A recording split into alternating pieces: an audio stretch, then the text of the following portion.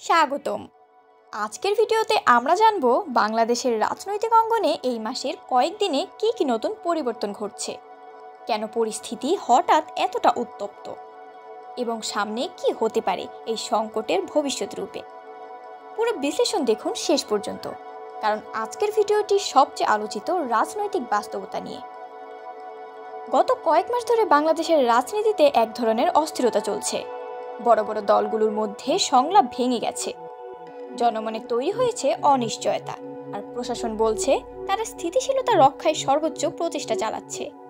কিন্তু বাস্তবতা হচ্ছে রাজনীতির ময়দানে এখন উত্তেজনা, উদ্বেগ আর অপেক্ষা সব একসাথে। অক্টোবরের প্রথম সপ্তাহেই নতুন করে আন্দোলনের ডাক দিয়েছে প্রধান বিরোধী দলগুলো। অন্যদিকে প্রশাসন কঠোর অবস্থানে, বেশ কয়েকটি শহরে সমাবেশ সীমিত করা হয়েছে। আর সংবাদ মাধ্যমে একের পর এক বিশ্লেষণ ছড়াচ্ছে এই সংঘাত আরো বড় কিছুর ইঙ্গিত কিনা। রাজনৈতিক পর্যবেক্ষকরা বলছেন এই মাসটি বাংলাদেশের রাজনীতির মোড় ঘোরানো মাস হতে পারে। এই সংকটের পেছনে কয়েকটি গভীর কারণ রয়েছে। ১.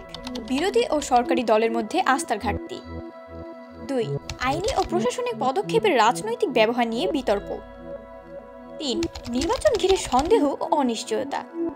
৪. আন্তর্জাতিক পর্যবেক্ষণ ও বিদেশি প্রতিক্রিয়ার চাপ। সব মিলিয়ে রাজনীতি এখন যেন এক অঘোষিত অচলাবস্থায় দাঁড়িয়ে আছে। সরকার বলছে সংবিধান অনুযায়ী নির্বাচনই একমাত্র সমাধান। বিরোধী দলগুলো বলছে নিরপেক্ষ তত্ত্বাবধায়ক ছাড়া নির্বাচন হলে তারা অংশ নেবে না। নাগরিক সমাজ বিভক্ত, কেউ সংলাপের পক্ষে, কেউ কঠোর আন্দোলনের পক্ষে। এদিকে সাধারণ মানুষ শুধু চায় একটা শান্তিপূর্ণ সমাধান, যেন জীবনযাত্রা স্বাভাবিক থাকে। রাজনৈতিক অস্থিরতা এখন অর্থনীতিতেও প্রভাব ফেলছে।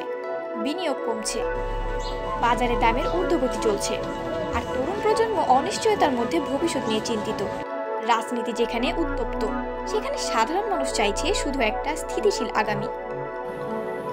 আগামী কয়েক সপ্তাহে 3টি দিক থেকে পরিস্থিতি গড়াতে পারে। ১. সংলাপ ও সমঝোতার পথ। যদি রাজনৈতিক দলগুলো আলোচনায় ফেরে তাহলে স্থিতিশীলতা ফিরতে পারে। ২. কঠোর পদক্ষেপ ও প্রতিক্রিয়া। যদি অভিযান ও গ্রেপ্তার বাড়ে তাহলে উত্তেজনা আরও বাড়বে। ৩. আন্তর্জাতিক মধ্যস্থতা। যদি বিদেশি পর্যবেক্ষক বা রাষ্ট্রগুলো চাপ সৃষ্টি করে তাহলে এক ধরনের মধ্যপথ খুঁজে পাওয়া যেতে পারে। বাংলাদেশের রাজনীতি সবসময় নাটকীয়, কখনো সংঘাত, কখনো সংলাপ, আবার কখনো আশার আলো। কিন্তু এখন সবচেয়ে জরুরি হলো বিশ্বাসের সেতু গড়ে তোলা। যে রাজনীতি মানুষের জীবন থেকে বিচ্ছিন্ন তা কখনো দীর্ঘমেয়াদী স্থিতিশীল হতে পারে না। বিশেষজ্ঞরা বলছেন আলোচনা, স্বচ্ছ নির্বাচন এবং ন্যায় বিচারই এই সংকটের একমাত্র টেকসই সমাধান। সংকট যতই জটিল হোক, শান্তি ও সংলাপই হতে পারে সবচেয়ে শক্তিশালী অস্ত্র। আপনি কি মনে করেন এই রাজনৈতিক অচলাবস্থার সমাধান কোথায়? কমেন্টে আপনার মতামত দিন। আর এমন বিশ্লেষকধর্মী ভিডিও পেতে চ্যানেলটি সাবস্ক্রাইব করুন, বেল আইকন অন করে রাখুন।